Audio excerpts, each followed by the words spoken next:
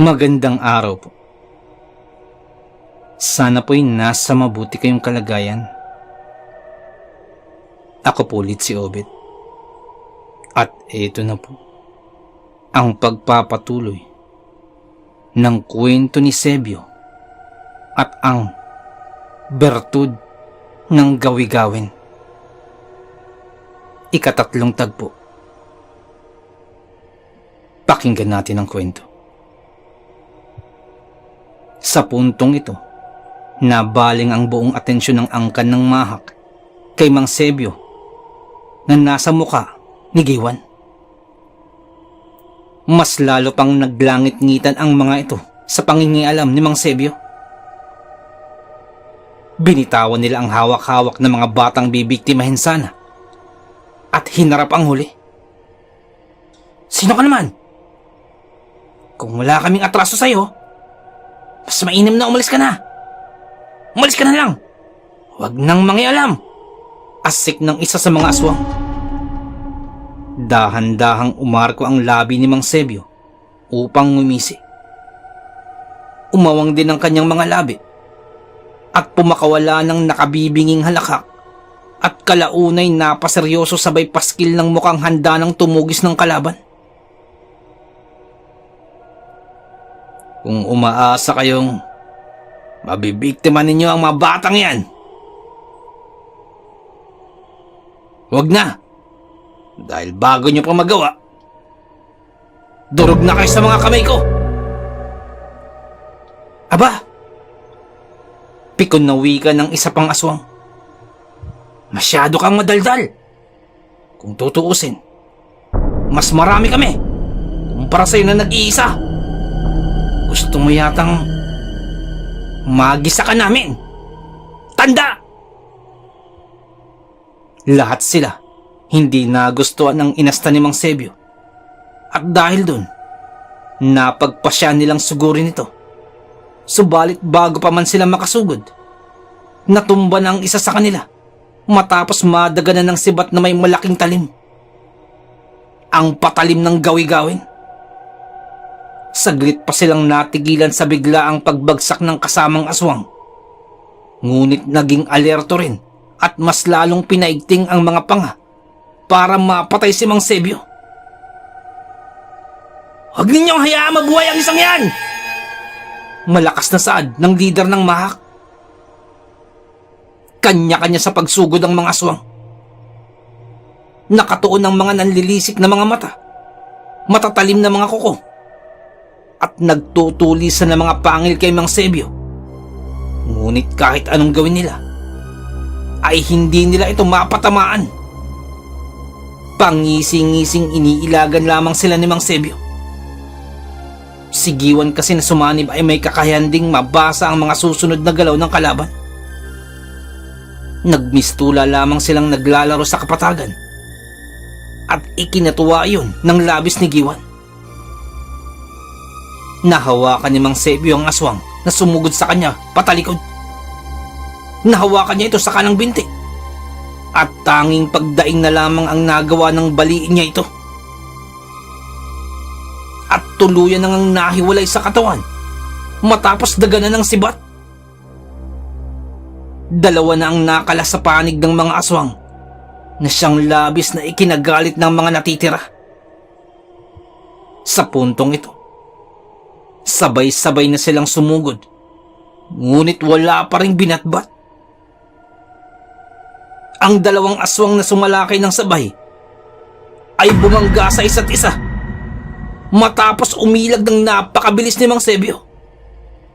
At sa lakas pa ng pagkakabangga, nabasag ang mga bungo ng dalawa. Tapos na rin sila ni Mang Sebio. Tinapos na rin sila ni Mang Sebio sa pamamagitan ng pagpugot ng mga ulo gamit ang sibat. Sunod namang tinapos ang aswang na tumalon na may balak punteryahin ang ulo ni Mang Sebio. Subalit hindi ito nagtagumpay at sa halip ay ang ulo nito ang nagpagulong-gulong sa lupa matapos salubungin ng sibat. Sunod naman ang aswang na dahan-dahang gumapang sa likuran. Aakalain nito ay hindi siya napansin. Subalit saktong pag-angat nito ng kanyang kamay para sana iba ng matutulis na kuko sa likod ni Mang Sebio, ay nagulat na lamang ito nang makaramdam ng sukdulang hapde sa bandang bewang. Pagkatingin ng aswang, hanggang tingin na lamang ang kanyang naging tugon dahil sa pagkahati ng kanyang katawan. Bumagsak ito at hindi na nakagalaw pa. Pagkatapos bumagsak ng 6 na aswang, kapansin-pansin ang pangangatog ng mga tuhod ng 3 natira. Ang leader ng kanilang angkan at ang 2 pang aswang. Hindi naman matigil sa pagtatangis ang leader ng mahak matapos makita ang mapupulang dugong bumaha sa lupa na nagmula sa kanyang mga angkan. Dahan-dahan na ring napaatras ang 2 niyang kasama na hindi man lamang nagsabi sa kanyang pagtakas. Sa huli, naiwan ito sa mga mata ni Mang Sebio.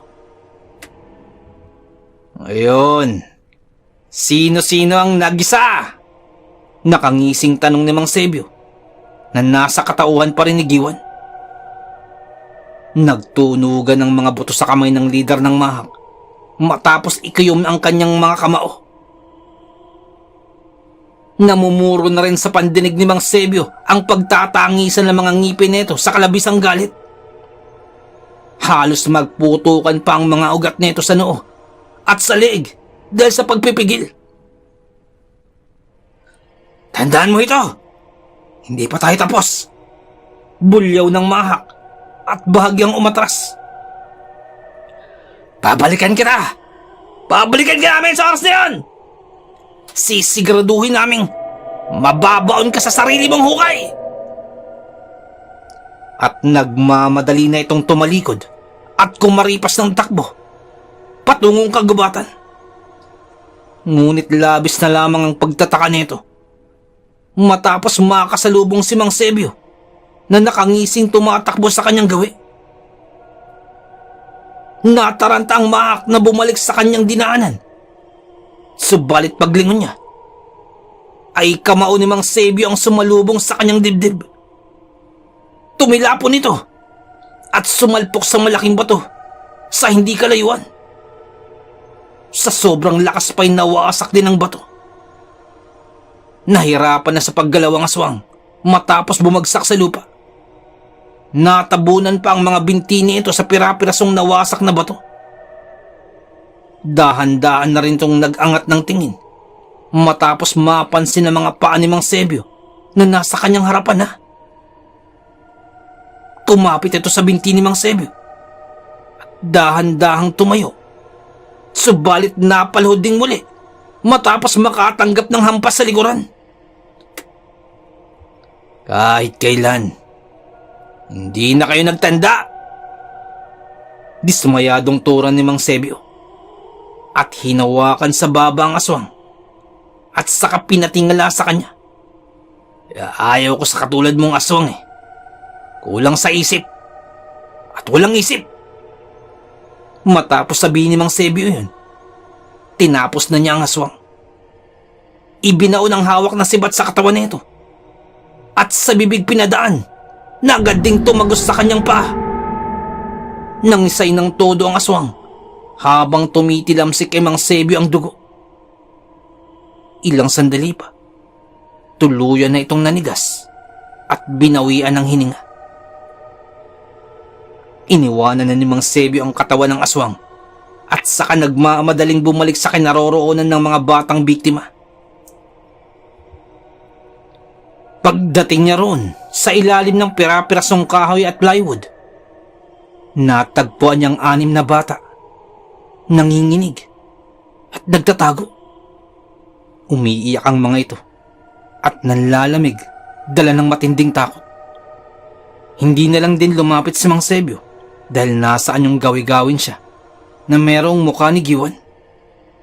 Kung magpapakita siya sa mga bata, mas lalo pang madadagdagan ang takot ng mga ito. Pinakiramdaman na lamang niya ang kondisyon ng mga ito at agad natukoy ang dahilan kung bakit napiling biktimahin ng mga aswang na mahak. Maliban kasi sa sariwa pa ang kanilang laman loob at dugo dahil nga sa mga bata pa. Sakitin din ang mga ito na siyang pinakaunang dahilan kung bakit nabibiktima ng ganitong lahi ng aswang. Ang mga mahak kasi ay kinawiwilihan ng mga batang sakitin dahil mas madali nila itong mabiktima kumpara sa mga malulusog. Nang masigurong wala ng aswang na umaaligid, dahan-dahan nang lumakad palayo si Mang Sebio. Sa kalagitnaan ng paglalakad pabalik ng kubo, sinubukan ni Mang Sebio na bawiin ang sarili mula kay Giwan. Nakasalukuyan pa rin nasa loob ng kanyang katawan. Bakit, Sebio? Tanong ni Giwan nang mapansin si Mang Sebio na may gustong sabihin. Sabihin mo nang gusto mong sabihin, Sebio. Ang mga bata, kailangan natin silang tulungan. Masyadong delikado sa lugar na yun. Nakita mo naman. Nag-aalalang sambit ni Mang Sebio.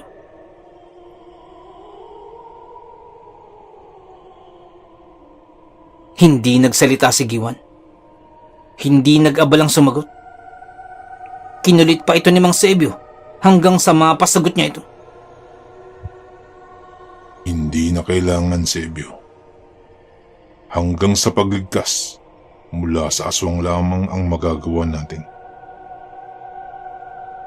Hindi na namin sakop ang kagustuhan mong tulungan sila. Ikaw na ang gumawa. Sagot ni Giwan. Wala nang nagawa pa si Mang Sebio dahil hindi pa niya kontrolado ang sarili. Nanahimik na lamang siya hanggang sa makabalik sila sa kubo. Pagdating nila dun, saka lang lumabas sa kanyang katawan si Giwan. Kontrolado na ulit ni Mang Sebio ang kanyang sariling katawan, samantalang muli na rin nakaangat ang kaninang nakatungong ulo ni Giwan sa iisa nilang katawan bilang gawi-gawin. Sinalubong pa nila ng masigabong palakpakan si Mang Sebio dahil sa matagumpay na misyon sa gabing ito.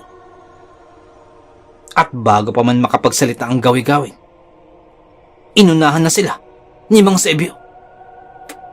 Ang paningin ko! Huwag niyo munang kuhanin! Sambit ni Mang Sebio.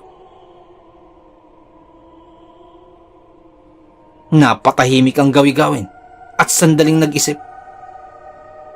Makalipas ang ilang minuto, sinagot nila si Mang Sebio. Sebio, saka lang sana namin gagamutin ang karamdaman mo kapag natapos na ang lahat-lahat sa misyong ito. Ipagpaumanhin mo, Sebio, na kapag bitiw na kami ng salita at hindi na yun mapabago pa. Sagot ni Gawin. Binalot ng kalungkutan ang kalooban ni Mang Sebio sa naging sagot ng gawi-gawin. Nasasabik pa naman sana siyang muling makakita katulad ng dati. Ngunit mukhang malabo pa yun sa ngayon. Huwag kang maglala, Sebio, sapagkat mayroon kaming isang salita. Pagsisiguro pa ng gawi-gawin. Napabuntong hininga si Mang Sebio. Gusto sana niyang igiit ang hiling sa gawi-gawin. Subalit nagpigil siya dahil baka magalit pa ang mga ito at tuluyan ng maglaho ang pag-asa niyang muling makakita. Sige, aantayin ko yan. Pero sana naman ito pa rin ninyo at ibalik ang aking paningin. Iyon na lamang ang nasabi ni Mang Sebio at saka dahan-dahang tumalikod para maupo sa upuang nasa tabi ng kubo. Pagkaupo pa niya, pagtingin niyang muli sa kinatatayo ng mga gawi-gawin, ganun na lamang ang kanyang pagtataka dahil wala na ito roon. Lo, naririyan na po pala kayo. Kung saan-saan ako napupunta dahil di kita makita kanina pa. Saan po ba kayo nanggaling? Nag-aalalang bungad ni Ronnie. Hinihingal pa ito at butil-butil na ang pawis sa noo. Bago pa man makasagot si Mang Sebio, nasaksihan niya ang unti-unting paglabo ng kanyang paningin hanggang sa tuluyang nasakop ng dilim. At muli, bumalik na naman ang kanyang pagkalumbay dahil sa pagkawala ng kanyang paningin.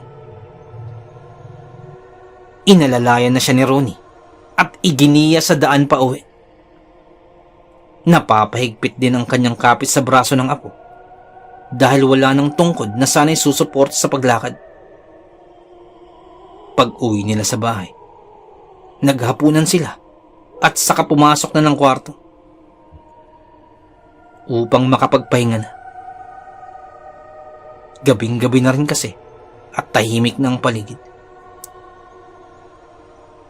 Sa kalagitnaan ng pagtulog ni Mang Sebio, napabalikwas siya ng bangon matapos mapansin ang presensya ng malaking anino sa bintanang malapit sa kanyang ulunan. Kabadong-kabado siya sa pag-aakalang kung ano ngunit. Kabadong-kabado siya sa pag-aakalang kung ano yun. Ngunit nawala rin ang kaba matapos makilala ito. Ang gawi-gawin. Pagpaumanhin mo, Sebio. Subalit, may kailangan tayong iligtas sa oras na ito. Saad ni Gawin. At sinabihan si Gwiwa na maghanda para sa pagsanib kay Mang Sebio. Hindi na rin nakababa pa ng higaan si Mang Sebio. At agad-agad nang sumanib sa kanyang katawan si Gwiwa. Kumpara kina Gwigo at Giwan na naunang sumanib sa kanya, mas malumanay ang galawan ni Gwiwa. Malambot at magaan ang kanyang pakiramdam. Lumakad na si Mang Sebio na may muka at kontrolado ni Giwa ang katawan at isipan. Dahan-dahang dumaan sa bintana at nagtungo na sa direksyong pinagmumulan ng samot-saring daing ng mga nag-iinumang lasing. Sa may sayawan sa kabilang nayon, nagtungo si Mang Sebio na sa paningin ng mga tao ay isang dalagang hindi makabasag pinggan at nagniningning na kagandahan. Pagdating sa sayawan, nasa pinto pa nga siya at agad na pinagbuksan at nakuha ng atensyon ng lahat. Sa paglakad pa lamang ay lahat ng kalalakian ay agad napapahiyaw sa pagkembot-kembot ng bewang. Naglalaway pang iba sa kurbadang hubog ng katawan. Dumiretso si Mang Sebio sa mesa kung saan naroroon ang bigayan ng alak. Agad naman siyang pinagsilbihan ng lalaking naroroon at binigay ang alak na kanyang gusto. "Yun lamang ba, Binibini?" tanong ng lalaki matapos ilapag ang isang baso na puno ng serbesa. Naglakbay pa ang kamay nito sa braso ni Mang Sebio na bahagya pang hinimas. Sinabayan din naman ni Mang Sebio ang lalaki. Dumiretso ang kanyang kamay sa dibdib nito, umangat sa leeg at dahan-dahang hinapit palapit. "Ginoo, nasaan ang may-ari ng sayawang ito?" Nakakaakit na tanong ni Mang Sebio. Inilapit pa niya ang mga labi nito habang napalunok pa ang lalaki at tila nabuhayan ng pagkalalaki.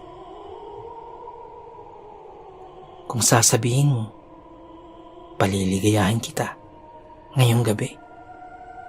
Pang-aakit pa ni Mang Sebio. Napakagat labi tuloy, sabay singap ang lalaki nang ipasok ni Mang Sebio ang kanyang kamay sa pagitan ng mga hita nito. Sa pinakadulong kwarto, sa ikalawang palapag, naroroon ang aming amo, si Boss Guido. Sagot ng lalaki sa kalagitnaan ng pagsingap. Matamis nang umiti si Mang Sebio at hinalikan sa pisngi ang nag-iinit ng lalaki. Nagpaalam na siya rito at binaybay ang daan patungo sa sinasabi nitong kwarto. Pagdating niya sa tapat ng pinakahuling kwarto, agad na niya itong binuksan at pinunterya ang lalaking abala sa pagpapaligaya ng kanyang sarili kasama ang dalawang babaeng kaniig.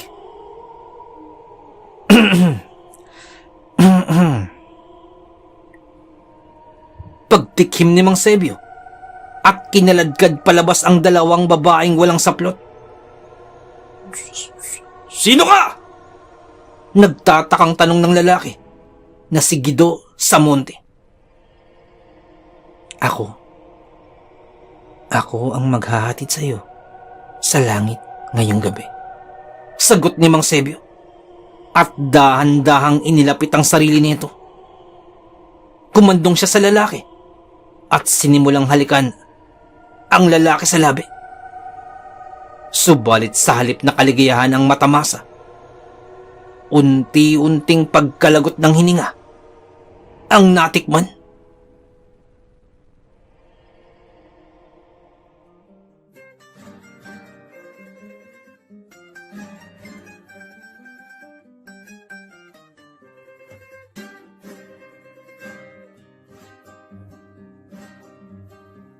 Nais ko lamang pong magpasalamat sa lahat po ng sumusuporta sa ating channel, sa lahat po ng ating tagapakinig, sa lahat po ng ating mga subscribers, sa lahat po ng ating mga silent listeners, sa lahat po ng ating mga OFW listeners sa buong mundo po. Maraming salamat po. At sa lahat po ng mga nagpadala po ng kwento, maraming salamat po. At kung hindi rin po kalabisan, hindi po, please don't skip ads po. Napakalaking bagay po nito sa amin. At kung meron pa po kayong libreng oras, maaari po bang pakibisita rin po ang channel po ni Boss BK, ang Boy Capre Aswang Diary. Napakalaking bagay po. Kapatid po natin yan sa pagsasalaysay. Magaganda po ang mga kwento ni Boss BK. At ang ilan po dyan, Happy Fiesta po dyan sa mga taga Kalinog, Iloilo. Happy Fiesta. Ang pagbating ito ay mula po kay Boss Val Dayot. Happy Fiesta po sa inyo. Happy shoutout din po kay Boss Rex Hunter's Adventure. Shoutout sa iyo, boss. Shoutout din po sa Marcos family sa Antipolo. Ang shoutout pong ito ay mula po kay Boss Fernando Marcos. Shoutout din po kay Boss Bulag na Anghel. Shoutout sa iyo, boss. Pastilan Gaming. Shoutout sa iyo, boss. At kay Ma'am Cyril Alontaga. Shoutout po. Maraming salamat po sa pakikinig. Nais ko lamang pong i-shoutout si Boss Benji Cayetano. Shoutout po sa inyo, boss. Shoutout din po kay Boss Baby Langka. Diyan po sa may Israel. Ingat po kayo dyan palagi. Shoutout po. Ganun din po kay Ma'am Annabel Apruebo. Shoutout po. Ingat din po kayo dyan sa Israel. At ganun din po kay Ma'am Annie Viloria. Shoutout po sa inyo. Shoutout din po sa King Solomon Game Farm dyan po sa may Tawid, Maasin City, Southern Leyte. Happy birthday din po kay John Ol Harm. Happy 90th birthday on December 4. Happy birthday po sa inyo. More birthdays to come, more blessings and good health. Ang shoutout po ito ay mula po kay Ma'am Christy Harm. Shoutout po. Shoutout din po sa mga kids po ni Boss Leonsky na sina Leonie at James Clian. Shoutout po sa inyo dyan. Shoutout din po kay Ma'am Feli Raimundo Rivera. Shoutout po. Shoutout din po kay Boss Real Mix Vlogs. May time po kayo, bisita na po ang channel po ni Boss Real Mix Vlogs. Shoutout po sa iyo, boss. Shoutout din po kay Ma'am Julie Ruel, kay Ma'am Raquel Punsalang, Ma'am Milania Ruel. Shoutout po sa inyo. Sa family niyo po, shoutout po. Boss Loreto Ihaan Jr., shoutout po. Sir Ron Pilapid, dyan po sa Kentucky, shoutout sa iyo. Boss Liay Estoque, shoutout. Boss Edison Velasco, shoutout. Boss Rodney TV, may time po kayo, bisita na po channel po ni Boss Rodney TV. Vlogs siya po sa mountain bike. Shoutout din po kay Boss Red Rosal. Nag-livestream po si Boss Red every Wednesdays, Fridays, and Sundays. May time po kayo, bisita na po sa channel niya. Boss Lady B, 73 dyan po sa Texas, shoutout po. Boss Ed Uy, shoutout po. Boss Dimples Yuni, boss, shoutout sa'yo, boss. Ma'am Liza Arcega, shoutout po. Ma'am Ivy Standian, shoutout po. Boss Rochelle Abiliar, may time po kayo bisita ng shoutout. Rochelle Abiliar po. Ma'am Melanie Passion, shoutout. Ma'am Milagrosa Lok, shoutout. Boss Nonoyski, shoutout sa'yo, boss.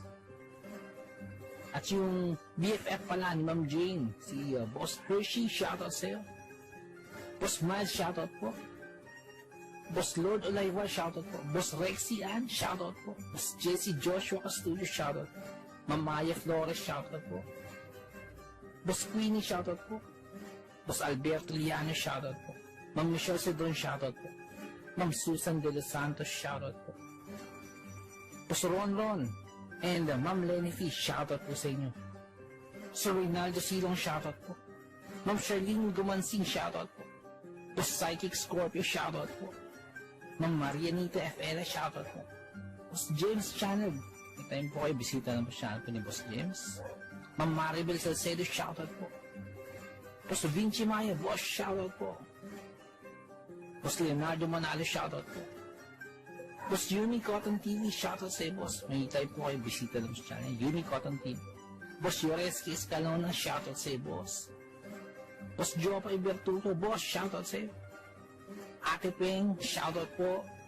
Ma'am Elaine Almera, shoutout po. Boss Supremo Proxky, dyan po sa Cavite, shoutout sa iyo, boss. Ang Bless na Baka, shoutout po. Ma'am Christian, dyan po sa Hamburg, shoutout po. Kaya, Sir Alex of Southern Mindanao Creepy Experience, shoutout sa iyo, sir. Boss Jimmy Pandong, shoutout po. Kay Tata Estong Nestor Bauyon, dyan po sa London, shoutout po. Ma'am Mary Asilar, shoutout po, dyan dito po sa UK. Boss Edward Malilin, boss, shoutout po. Boss Raymond Glover, shoutout sa iyo, boss. Ma'am Miraiza Miguel, shoutout po. Shoutout po kay Boss Ricky Gonzalez, kay Boss Bobby, kay Ma'am Milagros Gonzalez, kay Sir Romeo, shoutout po sa inyo. Boss Sai 1986 vlog, may time po kayo bisita ng channel, Sai 1986 vlog. Boss Young's Life, shoutout. Boss Russell Ferreira, shoutout. Boss Mslack, shoutout. Miss Jabel, shoutout po. Boss Choji D, shoutout. Ma'am Liza Arcega, shoutout po. Ma'am Selena Rawato, shoutout po. Boss Francis Maula, shoutout po. Boss Stacy Vlog, dyan po sa Spain, shoutout po. Boss Mary Tales, may time po kayo bisita ng channel po ni Boss Mary Tales. Ma'am Mayna Buo, shoutout po. Boss Kamandag Pigeon TV, mahilig po ko sa Alapati, bisita po sa channel po ni Boss Kamandag Pigeon TV. Ganun po kay Boss Titan Love TV. Boss DJ and George, mahilig po ko sa bedtime stories, bisita lang po sa channel po nila. Boss Horsey TV, mga vlogs po nila sa Japan, bisita lang po sa channel. Boss J Palo, shoutout. Boss Pedro Tampo, shoutout po. Ma'am Maria Lizel Barro, shoutout. Ma'am Aubrey Delgado, shoutout sa iyo, sa family po, sa husband niyo po. Boss Camilo Aroy, boss, shoutout sa iyo dyan, sa mga taga Southern Leyte. Boss Nico, shoutout sa iyo, boss. Boss Ron Misa, shoutout po. Ma'am Erica Tijano, shoutout po. Boss Angie Tatifuco, shoutout po. Ma'am Ana Sato, shoutout po. Ma'am Eli Cono, shoutout po. Boss Freya Sword, shoutout sa iyo, boss. Boss Resi Madrid, shoutout po. Lutong Bahay ni Ming, shoutout po. Boss Wency 666, shoutout po. Boss John Reynolds Zacati, boss, shoutout po. Kay Ma'am Lea Velasquez, shoutout po. Kay Ma'am Shirley Carillo, shoutout po. Sa mga hindi ko nabanggit, pasensya po, bawi po ako next time. So, naibigan po ninyo ang ating kwento. Pakihit lang po ang like button, pati din po subscribe. Pakiclick na rin po ang notification bell para updated po tayo sa ating mga kwento.